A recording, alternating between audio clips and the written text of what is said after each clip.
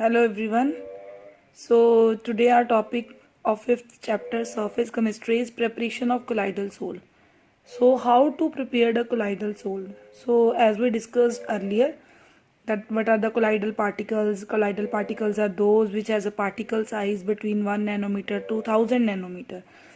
So now our topic today's our topic is how to prepare a colloidal soul.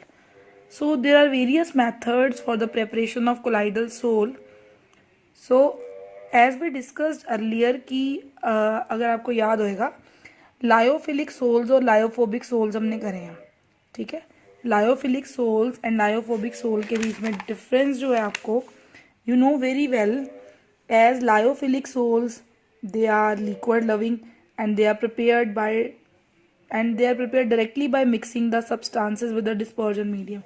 Lyophilic soul they prepare directly. That is why they are called intrinsic colloids. But lyophobic sols they are not prepared directly. They are prepared by special methods, right?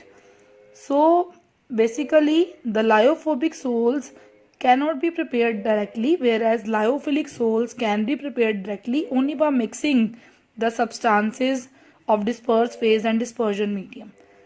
So there are various methods to prepare. There are various special methods to prepare the lyophobic colloids, lyophobic sols. So basically these are the methods to prepare the lyophobic sols.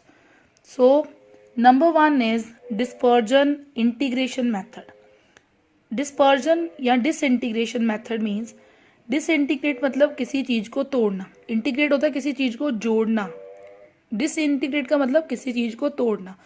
इसमें क्या होता है कि हम बिगर particles को तोड़ के एक ऐसा पार्टिकल बनाते हैं जिस पार्टिकल का size which is equivalent to the colloidal size. So this can be done by the following method. So हम जो डिसइंटीग्रेट करेंगे या डिस्पर्जन करेंगे हम बहुत सारे मेथड से कर सकते हैं. Number one is mechanical disintegration. ये सारे मेथड जो आएंगे सबसे पहले डिस्पर्जन और डिसइंटीग्रेशन मेथड में आएंगे. Number one is mechanical disintegration. Mechanical disintegration बच्चे see this diagram. This is the colloidal mill और you can say ball mill. ये दो आपकी जो ये वाली दो हैं आपकी ये स्टील की डिस्क प्लेट्स हैं. इन दोनों के बीच में थोड़ा गैप है as you see in the diagram the gap. these are the two disc plates and this is the gap between these two disc plates. बच्चे यहाँ से हम क्या करते हैं, ये ऊपर से हम क्या करते हैं, ये कोलाइडल मिल के ऊपर से टॉप से हम सस्पेंशन इंट्रोड्यूस करते हैं.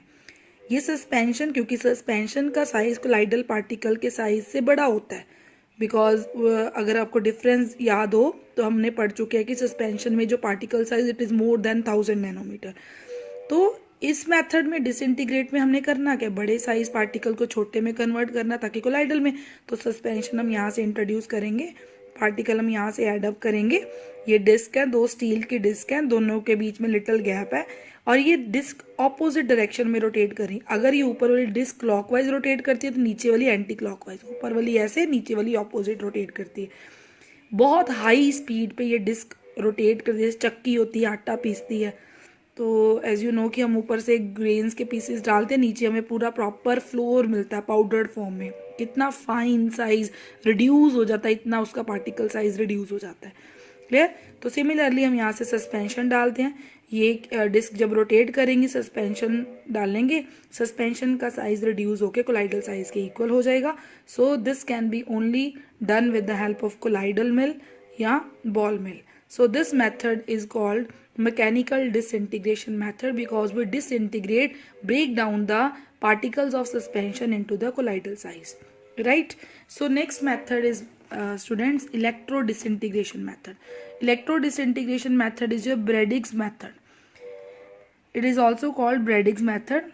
It is used for obtaining, ये method use होता है अगर हमने कोलाइडल सोल्यूशन किसी मेटल्स के चाहिए, जैसे गोल्ड का कोलाइडल सोल्यूशन चाहिए, सिल्वर का चाहिए, प्लेटिनम का चाहिए. सो ब्रेडिक्स आर्क मेथड या electro disintegration method is use.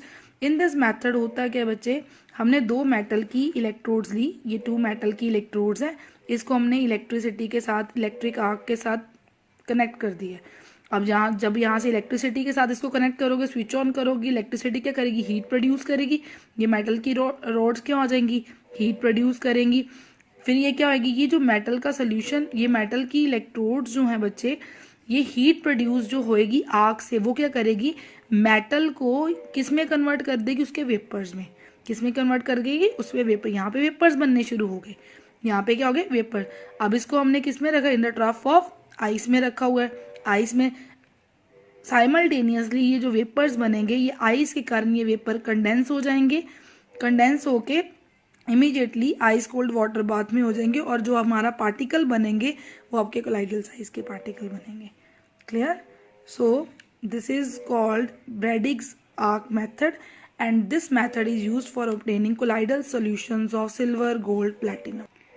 Next है peptization. Peptization is a very important from the examination point of view.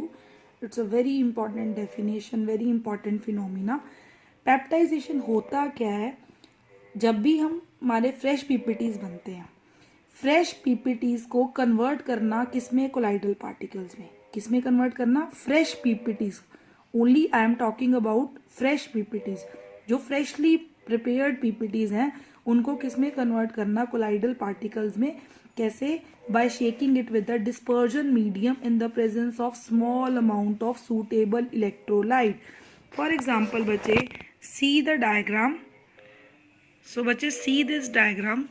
In this diagram let us suppose these are the fresh PPTs. As you know, PPTs always settle at the bottom of the container या bottom of the test tube.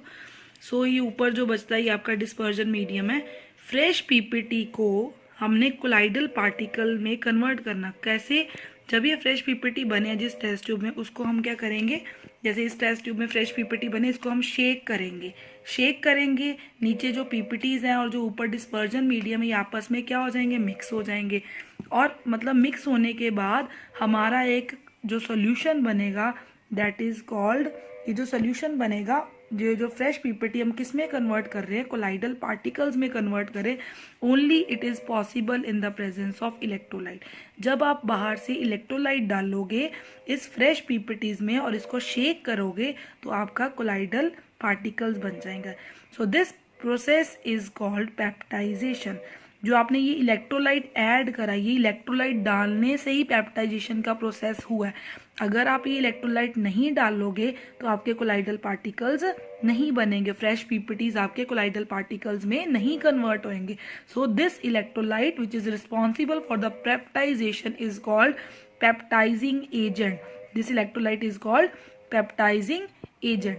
ठीक है, ये नहीं कि आप कोई भी electrolyte डाल दोगे। इलेक्ट्रोलाइट डिपेंड करेगा बच्चे, ये आपके फ्रेशली प्रिपेयर्ड पीपीटीज जो है किसके हैं, वो आइंस हम मैच करेंगे, कोई सूटेबल इलेक्ट्रोलाइट ही डलेगा तो ही ये कन्वर्ट होएगी पीपीटीज कोलाइडल पार्टिकल्स में, नहीं तो नहीं होएंगे।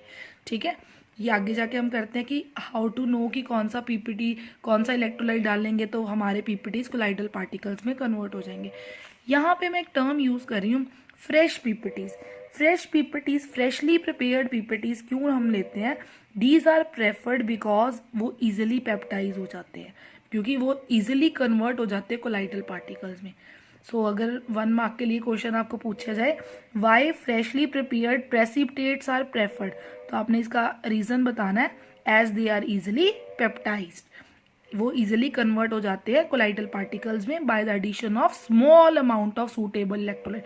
ये इलेक्ट्रोलाइट ये नहीं कि हमें बहुत ज़्यादा अमाउंट में चाहिए, कि इलेक्ट्रोलाइट आप कितने मतलब 1000 ml डालोगे, 100 ml डालोगे तो ये, बिल्कुल थोड़ा सा अमाउंट, ओनली 5 ml 10 ml, थोड़ा सा अमाउंट इलेक्ट्रोलाइट का सफिशिएंट है फ्रेशली प्रिपेयर्ड पीपीटीज को कोलाइडल पार्टिकल्स में कन्वर्ट करने के लिए। So next come to the cause of the peptization. कारण क्या है इसका, क्यों ऐसा होता है। ठीक है, for example if I talk about the example of like if I talk about the example, this is the freshly prepared precipitate of ferric hydroxide. This is the freshly prepared precipitate of ferric hydroxide. In this precipitate, I added a small amount of ferric chloride which is acting as an electrolyte. This ferric chloride is acting as an electrolyte.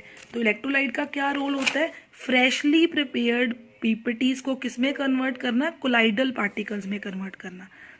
आप यहाँ लिख सकते हो this is the electrolyte. ठीक है, तो freshly prepared PPTs को आपने किस में कन्वर्ट करना है, इलेक्ट्रोलाइट डालने से ये किस में कन्वर्ट हो जाएगा बच्चे, कोलाइडल पार्टिकल्स में कन्वर्ट हो जाएगा।